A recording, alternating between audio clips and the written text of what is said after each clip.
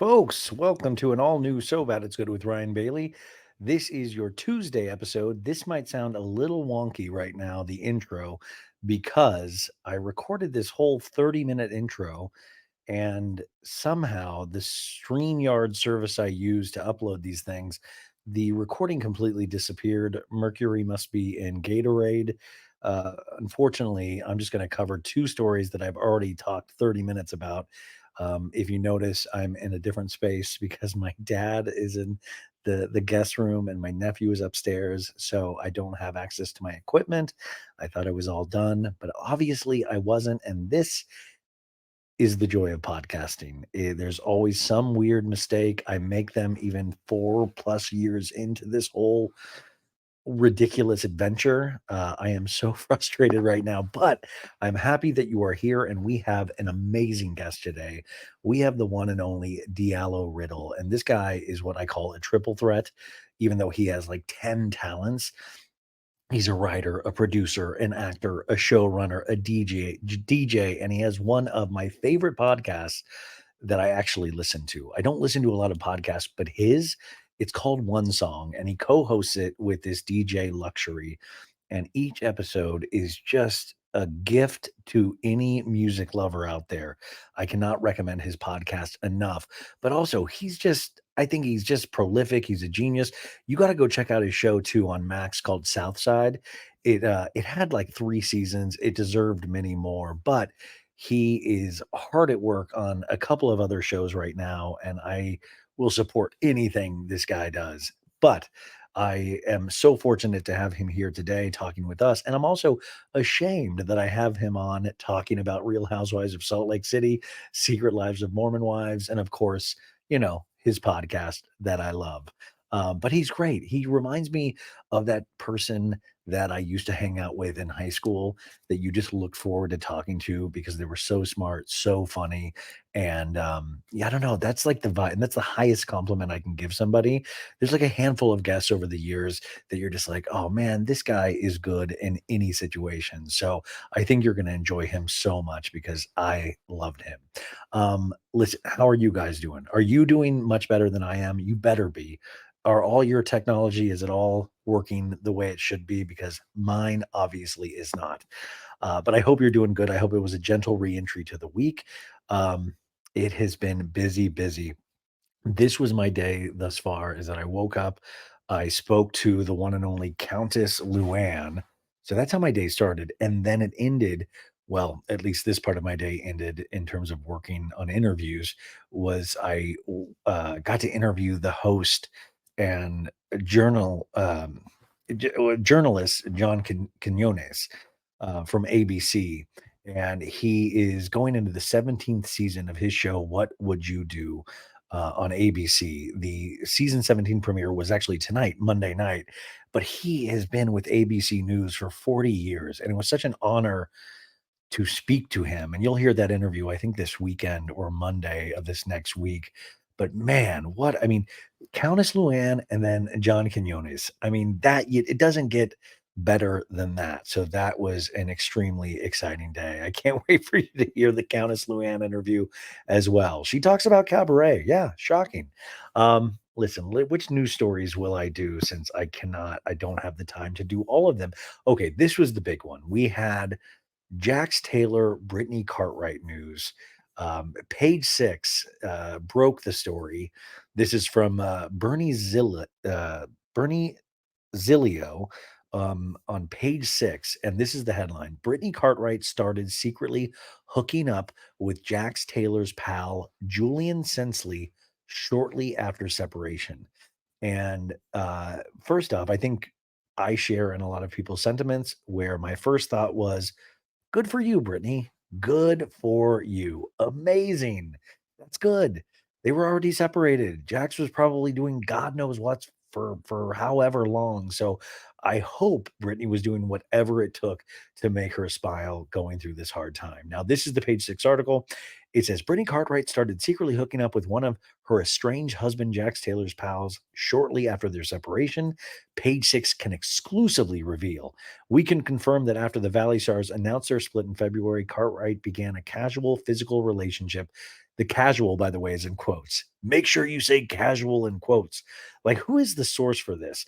And part of me thinks the source is Jax Taylor.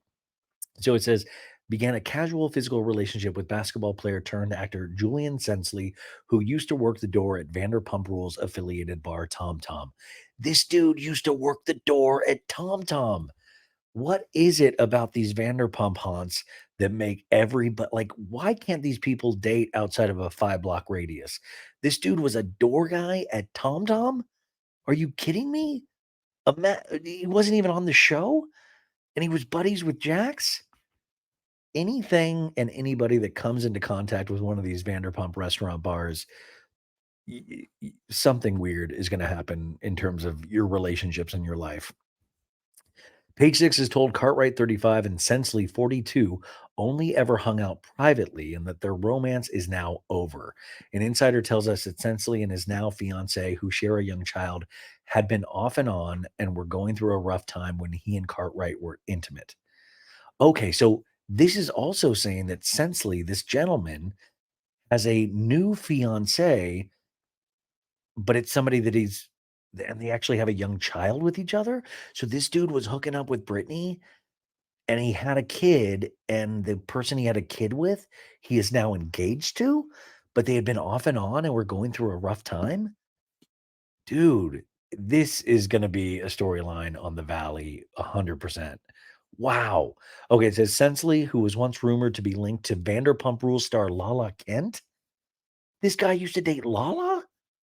And he's also the dad of an older child. When Taylor, 45, found out about his estranged wife's fling with Sensley, we're told he, quote, went berserk, which contributed to his desire to seek mental health treatment. But it's not just mental health treatment because I believe it was also rehab. And this article paints it that it was his desire to seek mental health treatment when I heard he was kind of really suggested and kind of pushed along that path. The Vanderpump Rules alum seemingly alluded to the tryst in June in a since deleted X post that read, quote, you may want to ask Brittany who she's been sleeping with for the past 4 months. Oh my God. I totally remember that tweet, the tweet and delete, because it was like, Jax, what are you doing? And then I believe the next day on his Instagram stories, he had a picture of Brittany and Cruz, and it almost alluded to like, oh, that's who's been sleeping for the past 4 months. Like they're still together allegedly, but he was really meaning this dude.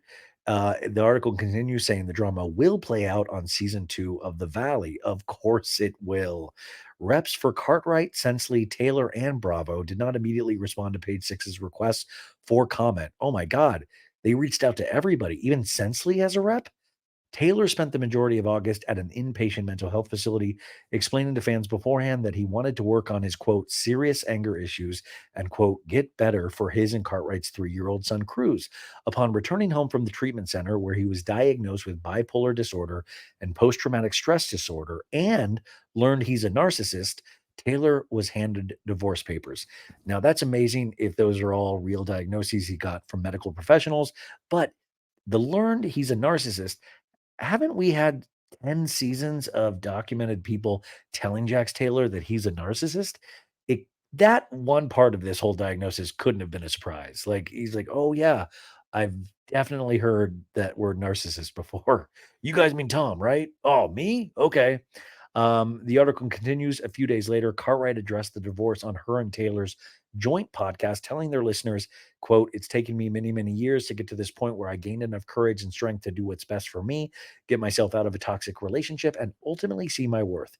Though the Kentucky native was the one who first filed to end the duo's 5-year marriage, a source previously told Page Six that Taylor was 100% on board with the decision. Cartwright told her co-stars on the season 1 finale of The Valley, which aired in June, that the former model who admittedly cheated on her when they were dating would become, quote, mean as a fucking snake while fighting off frequent hangovers. So, this obviously will be a storyline on season 2 of The Valley, and I'm here for it. I hope Brittany does whatever it takes to make her happy. Obviously, we already had that rumor as well that she was dating one of the Bachelorette contestants. So who knows? Who knows? But yeah, I mean, if you are separated, the one thing though, no matter what, divorce is hard on both parties involved. You don't go into getting married with somebody thinking you're going to be divorced, and it takes a long time to heal from that. And even when you do date other people or get on with your life, that relationship will always be there and will always um, kind of be at play. And especially for somebody like Jax that is admitted to extreme anger issues, I'm very curious how he's treating Brittany in these moments. I'm sure we'll see more of that on the Valley season two. Okay, moving on. And I thought this was something that I wanted to mention to you guys. You might have seen it on my Instagram today, but Patricia Ulchul, or Miss Patricia from Southern Charm, who I love, she made an Instagram post. Remember Michael, her butler that suffered a stroke years ago? He used to be on the show all the time. I really, truly loved seeing their relationship on the show. And he's part of the Bravo family. Well, she posted today on her Instagram saying, I am very sad to share that Michael has had another stroke. I am told that while he cannot read messages on his phone or Instagram, he can receive cards. His birthday is October 13th, and it would be so nice if his fans would send him a card. You can do so at the address below. Angels Senior Living, care of Michael Kelcourse, Kelcourse. And the address, you guys, is 5750 Honore. That's Honore Avenue, room 104, Sarasota, Florida, 34233. And she finishes the message saying, we are sure he would love to receive your birthday and well wishes. I know he means so much to so many of you. And you listen, there are so many bad things going on in the world right now.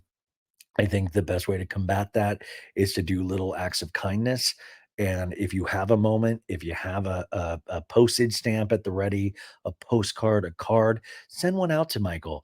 I say this just because so many of you guys sent postcards and letters and so many other things to my mom while she was going through her cancer battle. And I can tell you from firsthand experience how good that made her feel and how it was a bright spot in a really, really tough time. And even, up to the end, we were reading her those postcards, or she would look at them and read them. And those little acts of kindness you guys did will stay with me forever. And so these little small things that you can do, you know, they really do help. They really do help. So I wanted to mention that to you guys if any of you had a couple spare minutes to write a postcard. Now, he's in Sarasota, Florida, and obviously, I've been so far up my butt doing this podcast, and I've been so busy this past week that I look on the news, and there is just these storms and hurricanes, and Tampa, Florida is about to be hit really hard on Wednesday.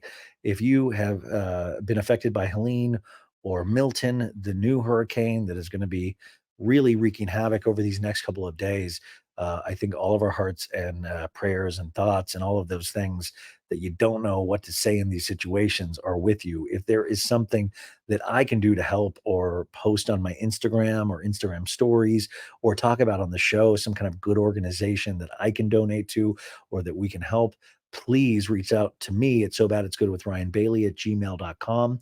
And please, if you are in those affected areas, try to take care of yourself. Try to do what's needed. If there are any messages that you need to try to get out to get somewhere to take cover, please, whatever, because it just, I was reading about it and watching the news, and it is very, very scary. So I hope you guys are going to take care of yourself, and whatever we can do, please let us know. Another serious story. You know what? I'm going to do this story, even though I've really just redone this whole show. Um, Puff Daddy's mom, Diddy is still behind bars. It looks like he will not be free before his trial, even though they have now appealed a third time to get bail for him. But his mom, Janice Combs, broke her silence this weekend in a statement on Sunday shared by her lawyer, and this is the statement that she wrote about her son.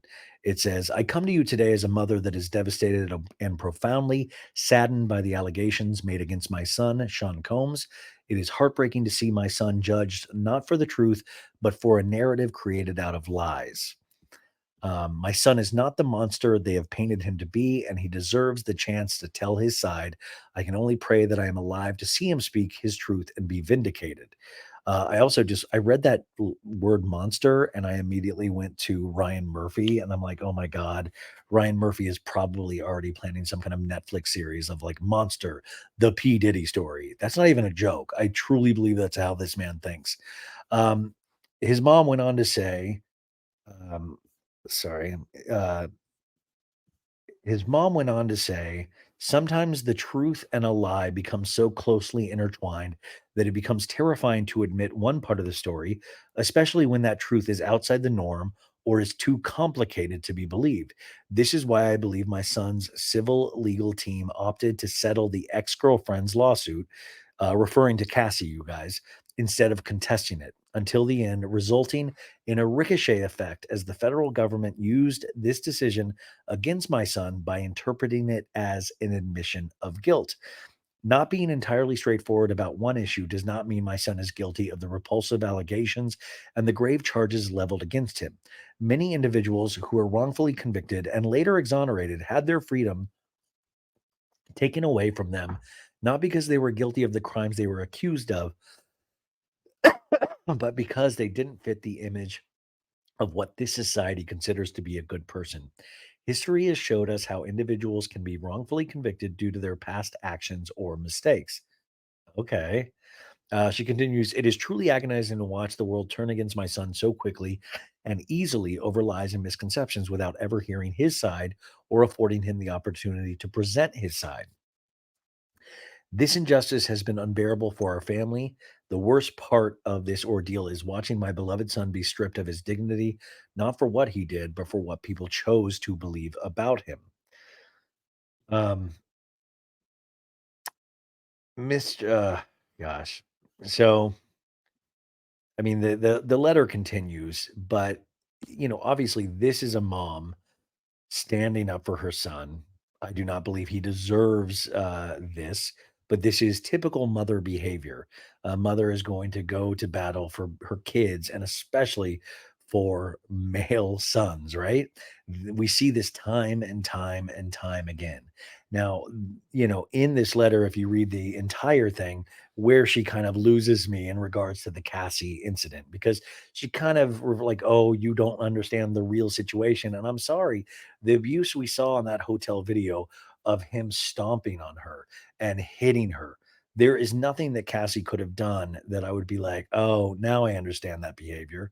What, Cassie lied to him? Cassie cheated on him? That doesn't earn Diddy the right to stomp a woman in a hotel hallway. There's not and Diddy's mom has to even realize that. There's nothing that Cassie could have done, and that's where she loses me completely.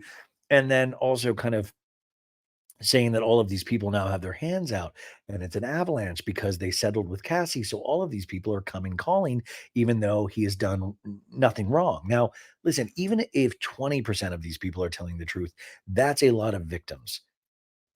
And I believe a lot of these people are telling the full truth. Now, honestly, he knew this has been in the works for close to a year now, if not longer. And if he truly was innocent, he should have been building his defense for a long time. Now, he will have his day in court. He has powerhouse attorneys that will be able to argue every way and sideways, right? He will have his day in court. He will be able to tell his version of the truth. Now, the court of public opinion, it's always been this way. People are going to believe what they are going to believe. But he will have his day in court. And that's usually how this stuff goes. And he is a very wealthy man that has had certain privileges that none of us will be able to have. And he's had the highest highs. And, his mom has seen him reach those highs. And of course, it's got to be heartbreaking for her to see him where he's at now. But I also would imagine that his mom does not even know a tenth of what this man has been involved with through the years. So, what we do know so far and what can be proven so far is pretty damning. And it's the tip of the iceberg in terms of what we will find out in the future. Now, do I believe all of the extreme conspiracy theories around Diddy? Not not I'll watch these videos and I'm just like, God, sometimes we'll take the bad thing and it's already bad. It's already like, yeah, this is horrible. And then we will we will throw some really inane, ridiculous, fantastical things on top of an already fantastical situation where it's like you can already focus on the bad thing right here, the thing that you can prove. This other stuff, you're like, Diddy's fucking aliens. Like, what? Focus on the main thing that you can prove. Focus on the truth. Focus on the things, we always have to add conspiracies on top of the already horrible thing. But I wanted to read that to you because I found that to be fascinating. And then finally, today, to end on a positive note, get this, folks. I don't know if anybody had ever seen this coming. Um, Weird Camelot has fallen, folks, because we got news today from TMZ and Page Six that Kanye West and Bianca Censori are divorcing after 2 years of marriage. Now, in my understanding, they were never legally married. I believe it was more of a spiritual wedding. So I don't know, but I don't know if that counts with lawyers and with money and things like spiritually married. Do you get to divide the assets if you're spiritually married? Regardless, TMZ reported that Bianca has told her friends that the couple are splitting and that Kanye has told his friends. This is kind of like Grease, like, tell me more, tell me more. Did you get a new car? Tell me. So, listen, my thought at the end of the day is this woman wants to wear a brassiere. She is tired of going out in public dressed in saran wrap with no bra. We're getting into the winter season. It's sweater weather. I mean, this dude has made a habit out of humiliating Bianca Censori, and it seems, like she's willingly gone along with it. But he would dress her in the most ridiculous thing. Can we just say it's like Elon Musk's Cybertruck? Can we just say it's an ugly car? No matter how you feel about Elon Musk, it's an ugly car. Like, I don't want that kind of future. And can we just say, I don't know a lot about art, but like, I didn't think she looked cool ever. I didn't. And there was something where it's like, how have I seen Bianca's boobs more than I've seen my own boobs, right? Like at a certain point, you just get tired of it. Do you remember that one time where it looked like he just taped a couch cushion to her as her dress? I was like, "This can't be fashion. It just can't." Like, Old Navy has such good fall and winter fashions, and you're out there wearing a couch cushion or a recycled garbage bag. Regardless, there is no word on what prompted the split or who pulled the plug on the relationship. Kanye plans to live in Tokyo, and allegedly Bianca has gone to Australia to be with her family. And Bianca Censori allegedly is an architect that worked for Yeezy, but I've tried to look her up so many times about her background and her career. There's barely any recorded even interviews with her voice. I am curious how his family is taking this because we do know Kanye's children have been introduced to Bianca. North seems very close to Bianca, so I'm curious if we will even find out anything more about this relationship. And I'm also kind of like, I don't know if I need to find anything else more about this relationship or the divorce because I got to tell you, it's really nice not to have Kanye in your ear. When he does those tweet storms or his Instagram posts, usually it would just turn into some sort of hate tirade, which I think is completely unnecessary. So I thought you guys would, I don't know, enjoy the word in the news, but I wanted to tell you guys about that. Listen, that's it. Unfortunately, we will never get the missing episode that I recorded, but hopefully, this is a little good place marker until I can find that other one. So, without further ado, we have the one, the only Diallo Riddle. You are going to love this guy. Have a great Tuesday, guys.